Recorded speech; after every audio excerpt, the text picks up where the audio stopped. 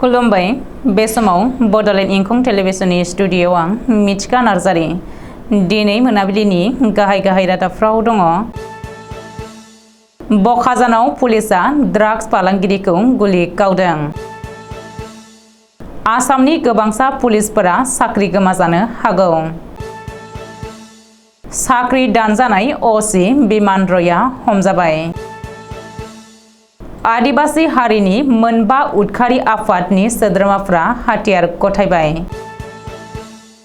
अदालगुरि लकसभा बियाब दानांगौनि दाबियाव अदालगुरिनि गुबुन गुबुन जायगायाव माहारियारि आफादफोरा सोमावसारदों। अदालगुरि लकसभा बियाब दाफुंनांगौनि दाबिजों बिजनीआव बिपिएफ दोलोनि धरना।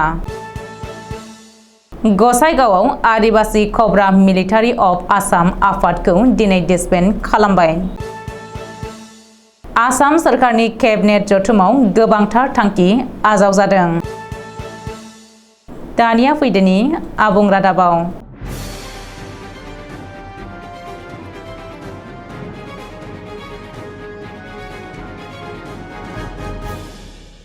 रायजोआव फिन पुलिस इनकाउन्टार। बे खेबाव बखाजानाव पुलिसा गुलि गावदों। बखाजानाव पुलिसा ड्राग्स फालांगिरिखौ थांखिनानै गुलि गावदों। पुलिसा सुलुङाव फोरमायथिनाय बायदिब्ला ड्राग्स फालांगिरिया पुलिसनि हाथियार सिख'नानै खारलांनो नाजानायनि थाखाय पुलिसा गुलि गावदों। बे जाथायाव ड्राग्स फालांगिरिनि आथिङाव गुलि नांनानै गोब्राब जोखोम जायो। मिथिनो हानाय बायदिब्ला खटखटी पुलिसा शाहिद हुसेन मुंनि सासे ड्राग्स फालांगिरिखौ हमनो हादोंमोन। शाहिद हुसेननि फोरमायथिनाय बायदियै पुलिसा लाहरिजानाव थानाय शाहिदनि न'आव सिग्रोमनानै गंसे कफिननिफ्राय 1 केजि 100 ग्राम हेर'इन जब्द खालामनो हादोंमोन। मोन 94 साबुननि बक्सआव सोनानै दोनखुमादोंमोन हेर'इनखौ। कफिनाव दोनखुमानाय हेर'इनखौ बोखांनानै फैफिननाय समावनो शाहिद हुसेना पुलिसनि हाथियारखौ सिख'नानै खारखोमालांनो नाजायो। जाउनाव पुलिसा शाहिद हुसेनखौ थांखिनानै गुलि गावनो गोनां जायो। रिपर्ट बायदिब्ला शाहिद हुसेना सिगांनिफ्रायनो ड्राग्सनि गोसोम फालांगि मावबोगासिनो दङमोन। ड्राग्स फालांगियाव लोब्बा लानायनि दायाव शाहिदआ सिगाङावबो पुलिसजों हमजादोंमोन आरो बेनि हेंथायै खटखटी पुलिस थानायाव केसबो दङ। बबेखानि सुबुंफोरनि नोजोराव शाहिद हुसेना मोनसे बरफनि कारखानाखौ सालायगासिनो दङ। नाथाय स्रोदै ड्राग्सनिबो फालांगि खालामनानै इयुन जोलैफोरनो बिस रानगासिनो दङमोन। आसामनि गोबांसा पुलिसफोरा साख्रि गोमाजानो हागौ। स्टेट पुलिस एकाउन्टेबिलिटि कमिसननि आखायाव दिन्दां जानानै दङ आसामनि माखासे पुलिसफोरनि साख्रि। बिफानारि नायबिजिरनायाव मोगा-मोगि जानांनाय माखासे पुलिसफोरा साख्रि गोमाजानो हागौ। मख'नो गोनांदि गिबि मन्थ्रि डक्टर हिमन्त बिश्व शर्मानि बिथोन बायदियै गोख्रों राहा लादों डिजिपि जिपि सिंहआ। मोनफ्रोमबो जिल्लानि एसपिनिसिम डिजिपिआ बे बिथोनखौ हरदों। आसाम पुलिसनि गाहाय मावख'निफ्राय गासैबो जिल्लानिसिम बे बिथोनखौ हरनाय जादों। मिथिनो हानाय बायदिब्ला जाख्ल'नाय आरो घुस लानायाव लोब्बा थानाय गासैबो पुलिस अफिसारफोरनि फारिलाइ थियारि खालामनो बिथोन हरदों डिजिपिआ। जोबोद खम समनि गेजेरावनो बे फारिलाइखौ थियारि खालामनानै डिजिपि मावख'आव गथायनो नांगोन एसपिफोरा। मख'नो गोनांदि थांनाय 3 बोसोरनि गेजेराव स्टेट पुलिस एकाउन्टेबिलिटि कमिसनाव गासै 565 पुलिसफोरनि हेंथायै केस रेजिस्टार जादों। 2021 मायथाइयाव गासै 243नि गेजेराव 202 केसआ सुस्रांजादों। दासिमबो सा 41 पुलिसनि हेंथायै केस दिन्दां जानानै दङ। 2022 मायथाइयाव गासै 232 केसनि गेजेराव 220 केसफोरा सुस्रांजादों आरो मोन 12 केसआ दिन्दां जानानै दङ। बेबायदिनो 2023 मायथाइयाव मोन 90 केसनि गेजेराव 77 केसआ सुस्रांजादों आरो मोन 13 केसआ दिन्दां जानानै दङ। रिपर्ट बायदिब्ला थांनाय 3 बोसोरनि गेजेराव रायजोनाङै पुलिसफोरनि हेंथायै गासै 565 केस रेजिस्टार जादोंमोन। बेनि गेजेराव मोन 66 केसआ दासिमबो दिन्दां जानानै दङ। गग्रापार थानानि बारग' अ.सि. बिमान रयआ हमजाबाय। गुवाहाटी रेल स्टेशननिफ्राय हमनो हादों गग्रापार थानानि अ.सि. बिमान रयखौ। मख'नो गोनांदि पुलिस लकआपआव सासे उन्दै बैसोनि हिन्जावसाखौ लांथिया खालामनानै मबाइल फनाव अजद गोनां सावगारिफोर सेबखांनायनि गोख्रों अजद सिखांदों गग्रापार थानानि बारग' अ.सि. बिमान रयनि हेंथायै। मख'नो गोनांदि बे गोख्रों अजद सिखांनायनि उनावनो खारखोमानानै थानाय असी बिमान रयखौ साख्रिनिफ्राय सासपेन्ड खालामनाय जादोंमोन। बेनि उनाव डीजीपी जीपी सिंहआ बिमान रयनि साख्रिखौ दाननानै होयो। पुलिस थानायाव हिन्जावसानि अजद गोनां सावगारि सेबखांनानै रायजोनाङै वान्टेड जानाय बिमान रयआ खारखोमानानै दङमोन। पुलिस बिफाना रायजोनाङै सिग्रोमनायनि उनावबो खारखोमानानै थानाय बिमान रयनि बागै जेबो गुमुर मोनाखैमोन। नाथाय पुलिसआ दिनै बिमान रयखौ गुवाहाटी रेल स्टेशनाव हमनो हायो आरो बेनि उनाव गुवाहाटी मेडिकेल कलेज आरो हस्पिटालाव लांनाय जायो। बबेखानि सोंथि सोंनायनि थाखाय बिमान रयखौ गग्रापार थानायाव लाबोनाय जागोन होननानै खौरां मोनदों। हिंसा हिंसि बुथारनाय बायदि गासैबो खामानिफोरखौ नागारनानै गुबै लामायाव फैफिनबाय आदिबासी हारिनि मोनबा उदखारि आफादा।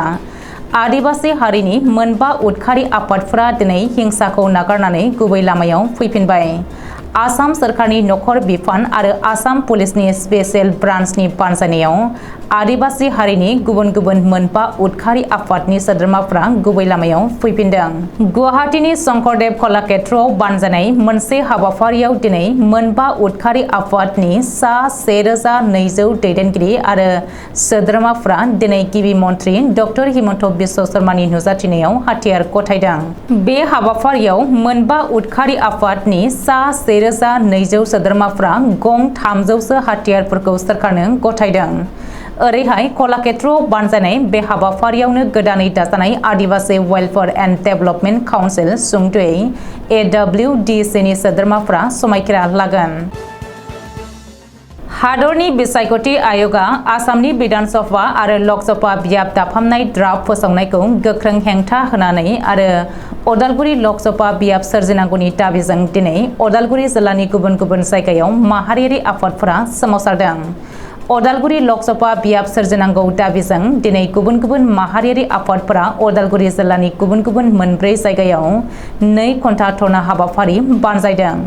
अदालगुरि जिल्लानि टंला, भेरगाव, अदालगुरि आरो बाक्सा जिल्लानि तामुलपुराव दिनै बे धरना हाबाफारिखौ बानजायदों।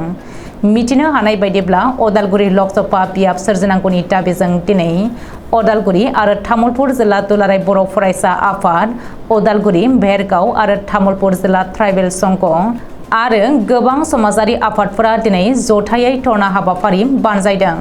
मख'नो गोनांदि बिटिआरनि बेन्दोंआव थानाय माखासे बिधान सभा बियाबफोरखौ लाफानानै बिटिआरनि बाहेरायाव लक सभा बियाब दानो थाखाय बिसायख'थि आय'गआ ड्राफ्टआव फोसावदों। नाथाय बिसायख'थि आय'गआ थांखि लानाय दरं लक सभा बियाबखौ बोखारनानै आरो बिटिआरनि बेन्दोंआव थानाय माखासे बिधान सभा बियाबफोरखौ सरजाबनानै आलादायै अदालगुरि लक सभा बियाब दानानै होनांगौ होननानै गुबुन गुबुन माहारियारि आफादफोरा धरना हाबाफारि लादों आरो हादरनि बिसायख'थि आय'गनिसिम दाबि दैखांदों। चिरांनि बिजनीआव बिजनी जिल्ला बिपिएफ दोलोनि बानजायनायाव बिटिसि बेंखननि सिङाव गोदानै अदालगुरि लक सभा बियाब दाफुंनांगौनि दाबिजों 2 घन्टा धरना हाबाफारि लानाय जादों। बृहस्पतिबार खालि सानजौफु 11 रिंगानिफ्राय 1 रिंगासिम बिजनी जिल्ला बिपिएफ दोलोआ धरना हाबाफारिनि गेजेरजों बिजनी महकुमा बेंगिरिनो गांसे मेम'रेन्डाम एबा गोसोखांलाइ गथायदों। बे मेम'रेन्डाम बिलाइखौ बिजनी महकुमा बेंगिरि जानानै मेजिस्ट्रेट डक्टर इला बानियाया बिजनी जिल्ला बिपिएफ दोलोनि आफादगिरि रमाकान्त बसुमतारीनि आखाइनिफ्राय नाजावदों। बे धरना हाबाफारियाव बाहागो लानानै बिपिएफ दोलोनि आफादगिरि आरो बिटिसिनि बारग' चिफ हाग्रामा महिलारिया बुंदोंदि थांनाय 2007 मायथाइयाव जेब्ला डेलिमिटेशन कमिटिया डेलिमिटेशन ड्राफ्ट फोसावदोंमोन अब्ला बिटिसिनि सिङाव 2 लक सभा बियाब फारियै क'क्राझार आरो अदालगुरि लक सभा बियाब हारसिङै डेलिमिटेशन ड्राफ्ट ओंखारदोंमोन। नाथाय आथिखालाव भारतनि चिफ इलेक्शन कमिशना 2023 मायथाइनि 20 जुनाव फोसावनाय डेलिमिटेशन ड्राफ्टआव अदालगुरि लक सभा बियाब दाफुंनांगौनि सोलाय दरं लक सभा बियाबसो फोसावदों। बेनि अनगायैबो बिटिसिनि मोनद' एसेम्बलि सेगमेन्टखौ दरं लक सभा बियाबजों सरजाबफानायखौ बिपिएफ दोलोआ माब्लाबाबो गनायनो हाया होननानै फोरमायथियो। मानो होनोब्ला थांनाय 2003 मायथाइयाव जेब्ला बिटिसि गोरोबथा जादोंमोन अब्ला बै समावनो बिटिसिनि सिङाव 2 लक सभा बियाब थागोन होननानै गोरोबथा खालामनाय जाखादोंमोन। नाथाय बेखौ नेवसिनानै दिनै इलेक्शन कमिशना गावसोरनि गोसो बायदियै खामानि मावनायखौ बिपिएफ दोलोआ गनायनानै लानो हाया होननानै बुंबावदों हाग्रामा महिलारिया। दिनै गसाइगाव महकुमानि सिङाव थानाय एसिएमए शहीद भवनाव आदिबासी कब्रा मिलिटारि अफ आसाम बिग्रायारि आफादखौ दिनै डिसबेन्ड खालामबाय। बेजों लोगोसे आदिबासी माहारिनि गुबुन गुबुन बिग्रायारि आफाद आफा आनला आगमा एटीएफ बीसीएफ आरो सेक्सन ग्रुप गासै मोनबा आफादा दिनैनिफ्राय डिसबेन्ड जाबाय। मख'नो गोनांदि आदिबासी मिलिटारि अफ आसाम बिग्रायारि आफादा 1996 मायथाइनि 7 जुलाइआव हारियारि दाङाबाजियाव जोनोम मोनदोंमोन। बेजों लोगोसे आदिबासी माहारिनि थामोनथा आरो रैखाथिनि थाखाय आसाम सरकार आरो भारत सरकारजों गोजोन सावरायनायनि गेजेरजों 2001 मायथाइयाव सेक्सफायार लायो, 2012 मायथाइयाव हाथियार गथायो आरो 2021 मायथाइयाव आसाम सरकार, भारत सरकार आरो आदिबासी माहारिनि बिग्रायारि आफादफोरजों लोगोसे आदिबासी माहारिनि गुबुन गुबुन आफादफोरजों गोजोन गोरोबथा जानायनि गेजेरजों आदिबासी वेलफेयार डेभेलपमेन्ट काउन्सिलआ सान्थि सुक्ति जायो। बेनिनो दिनै आसाम सरकारनि बिथोन बायदियै आदिबासी कब्रा मिलिटारि अफ आसामा गासै 1100 बिग्रायारि केडारफोरखौ लानानै आदिबासी माहारिनि गुबुन गुबुन बिग्रायारि आफादफोरखौ दिनै सिफायबाय। गिबि मन्त्रि डक्टर हिमन्त बिश्व शर्मानि मासि दैदेननायाव 5 जुलाइ 2023 बुधबार खालि आसाम सरकारनि मोनसे केबिनेट जथुम जानानै थाङो। बे केबिनेट जथुमाव माखासे थांखिफोरखौ आजावनाय जायो। आजावजानाय थांखिफोरानो जादों फारियै अरुणोदय आसनियाव जर'खायै 7 लाख मोनगिरि थागोन। फैगौ 10 सेप्तेम्बरनिफ्राय साफ्रोमबो 1250 रां मोननो हागोन। फैगौ 2025 मायथाइयाव नेशनेल गेम्स खुंनो थाखाय रायजो सरकारा अलिम्पिकखौ खावलायगोन। थाखो 9आव 60% एबा बेनि बांसिन नम्बर मोननाय फरायसुलिफोरनो स्कुटि होनाय जागोन आरो थाखो 9आव फरायनाय सा 3,78,000 फरायसाफोरनो गंफा साइकेल होनाय जागोन। बेनि थाखाय सरकारा गासै 168 कौटि रां बाजेट खालामखाबाय। मोनद' जनगोष्ठीनो आबाद बिफान मासि रैखाथि थिखानाय जाबाय।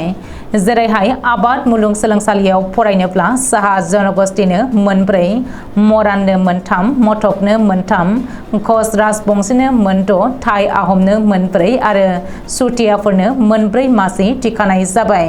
सावस्रि बिफानावबो जेरैहाय बीएससी नार्सिं, एएनएम, जीएनएम नि थाखाय सावस्रि बिफाननि फसंथानफोराव बे एखे रोखोमनि मासिखौ थिखानाय जाबाय।